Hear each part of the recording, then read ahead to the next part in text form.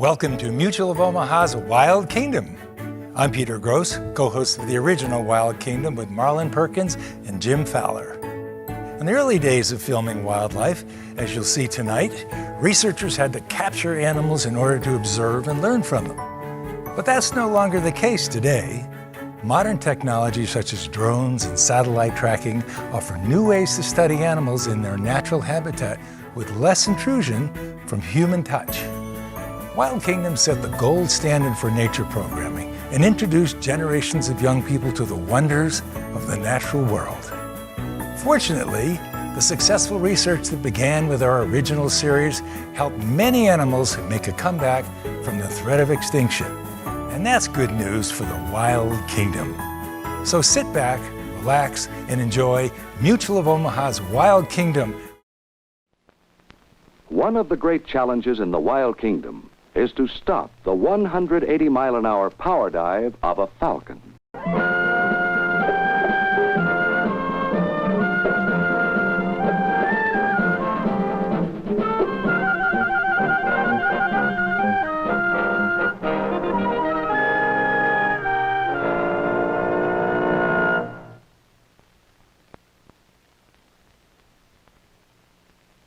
Hello, I'm glad you could join us on Mutual of Omaha's Wild Kingdom. When man still lived in the Wild Kingdom, animals were abundant. But as man increased in numbers and took over more and more of the land for his agricultural purposes, the animals were driven out, and many of them were actually exterminated. Realizing this, man then started building animal refuges or game preserves. And when he did, he needed to know a great deal more about the habits of animals in order to properly preserve them. So his studies took him to the zoos, where there were captive animals. And these scientific investigations helped him to preserve the species. Now, many of those animals in the zoos were themselves wild animals, trapped in nature. And the people who caught them had to know a good deal about their habits. Just like every boy in North America who once lived on a farm needed to know something about the habits of rabbits in order to catch them. Morgan, you can help me on this one. That farm boy had to know that rabbits like carrots and that they will go under don't be afraid of the rabbit now, it's all right, that's just a little white rabbit, that they will go under dark places because they're used to going under logs. And so he propped the box up with a stick and had a string attached to that. And then he moved back away where the rabbit couldn't see him and waited patiently. Sometimes you have to wait a long time to trap a rabbit. Here, pull the string, Morgan. Pull it. Pull the string, Morgan. Pull it. And he caught himself a rabbit. Did you ever hear how monkeys are sometimes captured because of their greed and gluttony with a coconut trap, where they drill a small hole in a coconut and put food in there, and the monkey makes a fist to get the food out and will hang on to the food and not let go of it, and so can't get his hand out of the coconut? Morgan, let's try you and see how that works with you. You like sweet potato. Which is stronger, your mind or your stomach?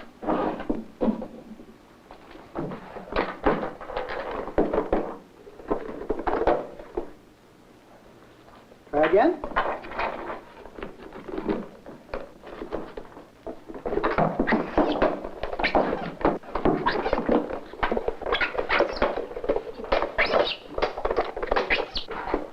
Here, Morgan. Here, Morgan. Let me help you get out of that thing. There, that old trap. Well, Morgan, you should have let go.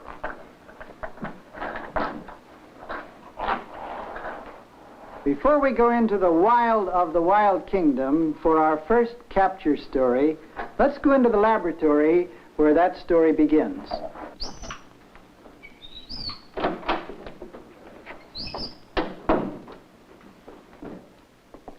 Have you trained her to fly to the fist yet, Jim? Yeah, she's coming along pretty well. Let's try it. Okay, I'm all set. Let me know the way.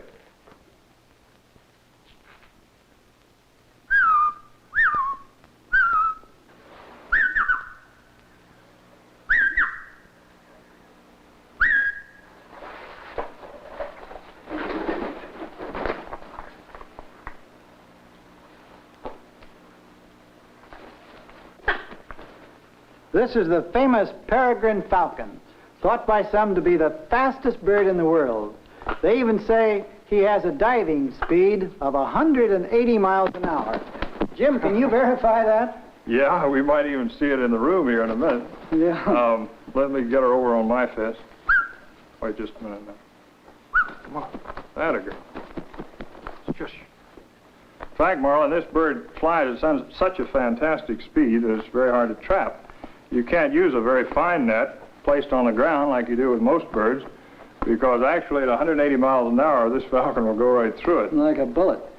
Jim, I know that they fly at altitudes of around 5,000 feet. How can you possibly attract them from such a great height? Well, I use a method that was perfected in Holland over 600 years ago.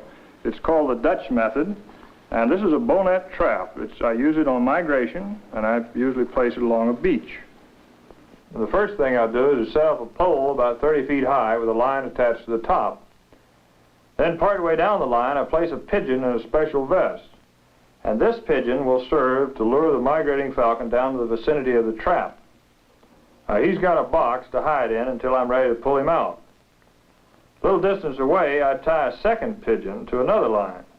This pigeon is the real bait, and there's a box for him to hide in too, just in front of the trap. The trap is spring-loaded, and when I pull the trigger line, it throws a net over the falcon after he comes in and grabs the bait pigeon. Then I check the entire setup to make sure all the lines are free, and of course the idea is to pull the lure pigeon up into the air where the falcon will see it and think it's a wounded bird.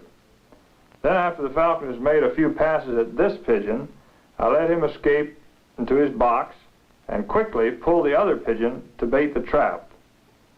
The falcon sees the pigeon by the trap, thinking it's the one he's been after all along, and goes to it. At least that's the way it works when everything goes right.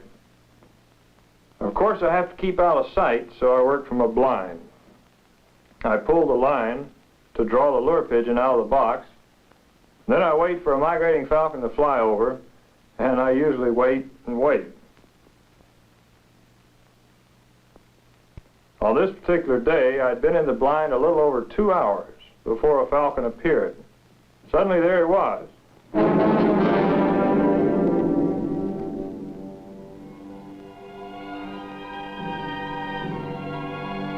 I kept swinging the lure pigeon back and forth to attract the falcon into the trapping area, but this falcon was in no hurry to get trapped.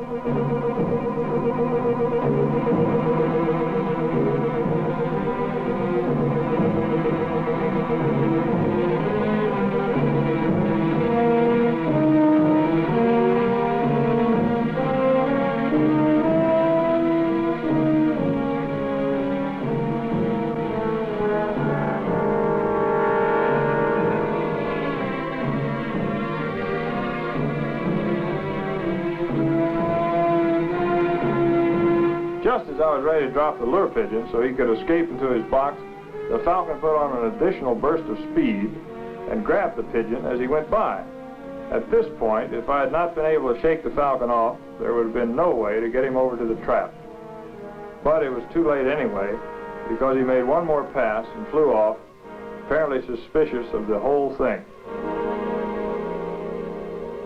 Another hour went by, and finally, another falcon showed up.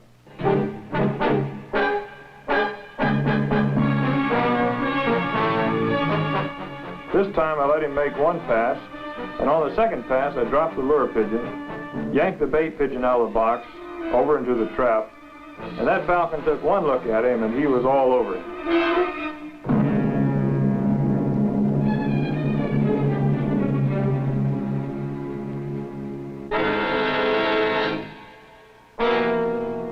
Then I had him.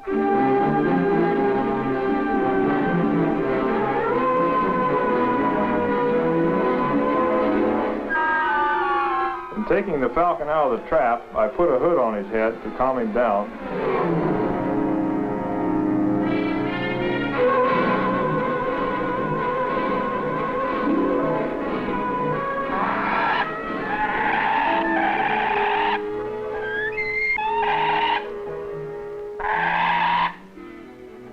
Jim, that's the most complicated trapping device I've ever seen in my life.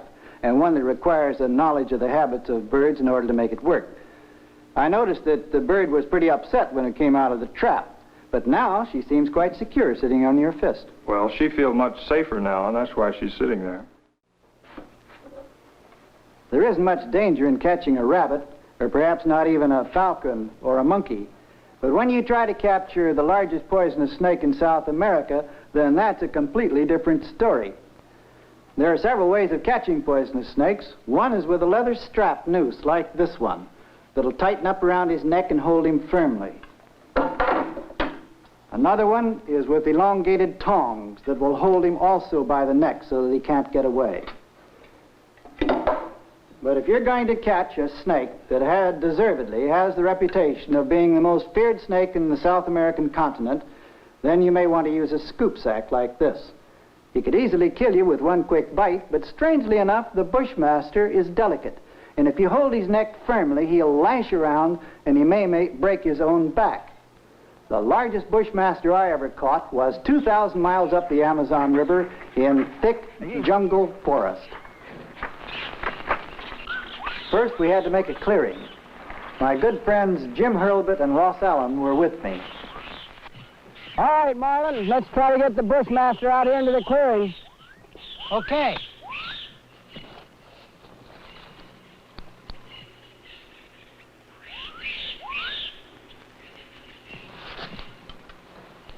He's headed for the opening there, Ross. Get your dip net ready. All right, Marlin. I'm ready. Let's let him just crawl gently now. Careful. Don't move too much. I'll kind of steer him in there. Watch him now. He's coming. Easy does it. Just let him crawl right into that darkened spot. he's there. a monster. About 8 feet long or 9. Watch him coming out.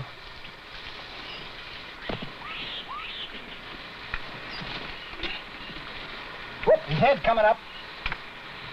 Whoop, watch his head. Whoop, here he goes. Watch it, man. Look out. Turn him around.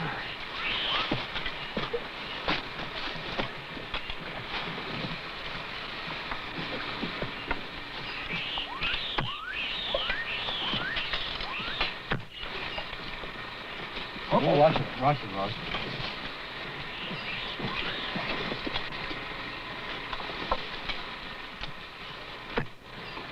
Now, quick, flip it over. Tail's out.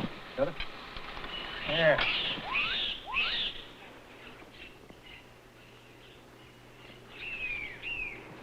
Well, I think after seeing that if I were going to catch a bushmaster, I would figure a much more complicated system that was a little safer. Well, I learned something too, Jim. The next time I try catching a bushmaster, I'm going to have a scoop sack with a much longer handle. We've been talking about primitive man catching animals and just taking it for granted that man always caught animals. But when did it begin? Primitive man's interest in an animal was to get something to eat. Perhaps the easiest way to kill an animal was to simply pick up a club and whack him on the head. But it was easier and safer for the hunter if he could have found that animal already caught in the mud or sand. Somewhere along the line, man got the idea that maybe he could make a trap too. He might have gotten that idea from watching one animal trap another animal. The doodlebug or antlion makes one of the most wonderful conical traps in the sand. Jim has just put an antlion down on the sand there. Has he made his trap yet, Jim? Yeah, it's right over here. He's all set. Mm-hmm. You know, while he was digging this, it's pretty interesting the way he gets that sand out of there. He starts, first of all, backing in a fairly large circle. And as he goes around, he flips the sand with his head. Then he goes in smaller and smaller circles until he's finally got a perfectly shaped cone, and he's lying right there in the bottom of it. Now, his last action, after he gets the very last sand grain out, is to throw open his pinchers like this, and he's set for an ant to come along. Mm-hmm. In fact, if you look very close at this one that's already built his trap,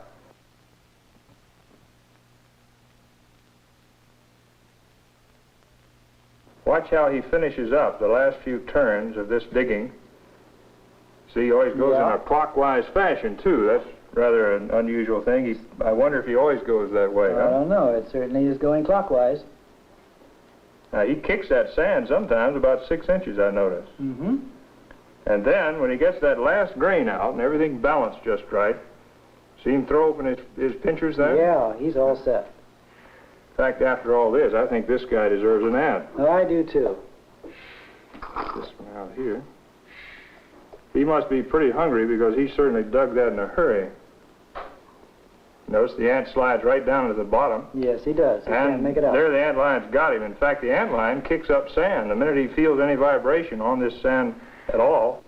Jim, you know, the first man who made the application from an insect trap, a doodlebug trap, to a trap that he could use himself was a pretty smart fellow. Must have been. Yeah. Jim's already made an outsized doodlebug trap here, probably very similar to the one that the primitive man made. And we have a red-headed skink, a lizard from southeastern United States. So let's put him in there, Jim, and see if the trap works. Well, you see the same thing happens. The sand moves down on him, and with his short legs, he can't maneuver against it, in the same way that the ant was captured in the smaller trap. But you know, a man would only have to build a series of these traps, about 7 or 8 of them along the sand of a riverbank, but he was limited to small things that he could capture. And so if he wanted to capture bigger things, he had to dig a bigger, straight-sided pit trap. This was usually dug right in the jungle trail itself. Jim, go out and get that little tiger, and let's try him out on this miniature trap. Jim's been making this little imitation pit trap. This is the jungle trail here, and this is the pit itself. Of course, this is a small one. In the jungle, this pit would be 15 or 18 feet long. It'd be about 8 feet wide and about 15 or 18 feet deep. And it would be covered with little branches here and leaves and some dirt from the trail. And then when the tiger walks along there, he gets to the pit itself, he crashes right on through and is either captured alive or killed. You know, he's getting pretty big, Marlin. Yeah, he's about 6 months old. See if you can put him right on the jungle trail there, Jim. But come on, little tiger, come right up here. Maybe push him along just a little, get him started. Oh, there you go. Oh, poor little tiger, he fell right in. Oh, boy. Oh, here, little tiger. Now, that wasn't so bad, was it? Kind of scary, though, falling in a trap like that. But then little tigers, like you, aren't going to have to have many pitfalls in captivity. But the wild tigers, that's a different story. You know, they have to look out for all kinds of things. They have to look out for pitfalls, pit traps like this one, and other traps. Hold on. Hold it, hold it. Oh, boy. I hope he doesn't remember this when he grows up, you know. Yeah. Yes. 2,000 miles up the Amazon River lives a freshwater porpoise that the natives call bufeo, or ghost. And they have some wonderful stories about how they change into human form after dark and go walking around through their villages. Well, naturally, we wanted to capture one of these, and we thought we could with a special type of catching harpoon. This harpoon is thrown at the tail of the porpoise, and upon impact, the barbed head becomes disengaged from the shaft, which floats free. The barbed head then is connected by this cord to a float, which is tossed overboard, and then we can follow the float and keep track of the porpoise. On our trip up the Amazon River, we found these porpoises in the numerous lakes connected with the river. All right, Marlin, we're close. Oh, I better get off my binoculars then.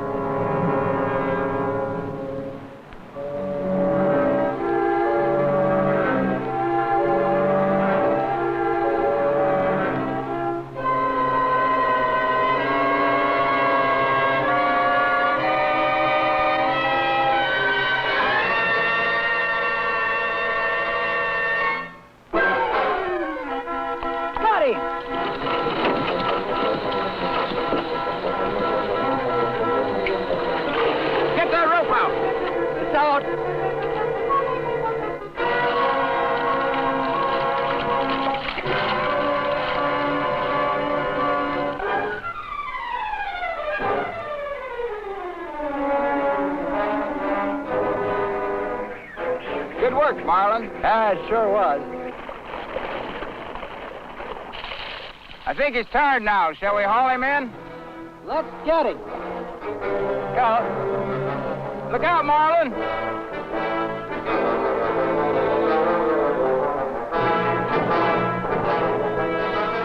Boy, he may be tired, but he's plenty healthy.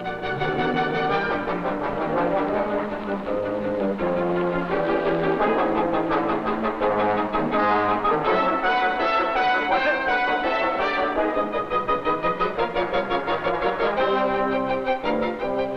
I think he's lost his fight, fellas. Okay, let's work up to him. What do we do next? We'll just have to wrestle him into the boat. And he's slippery, too. Okay, Ross. Okay, I'll hang on here. Give me the line, Mom. Give me the line. I got it. Okay. Throw him up slowly. Watch that harpoon. I've got it out. There, there. Got him at the tail, Ross? Yep. I know he's slippery.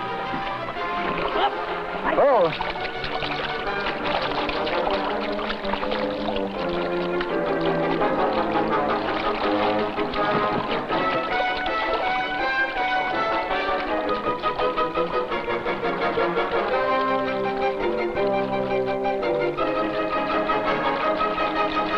Wait, watch out.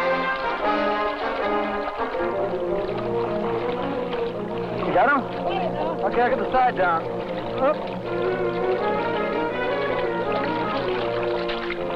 I'm pushing it, boy. I'm pushing it over. Got a boy out. There. Watch it. This harpoon was certainly effective in capturing the rare pink porpoise, and they're now being brought back to zoos for exhibition and study. You know, some say that the porpoises are the most intelligent animals alive, besides man.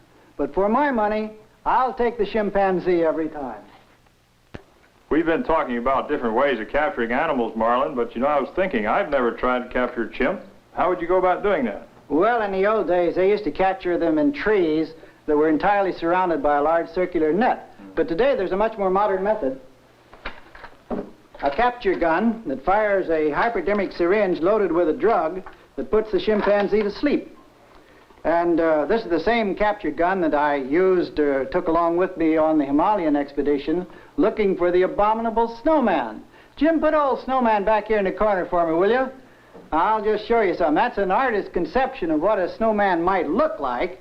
And I'd just like to show you what I would have done if I had found a snowman. Now, hold still, Keel. But that's another story of the Wild Kingdom.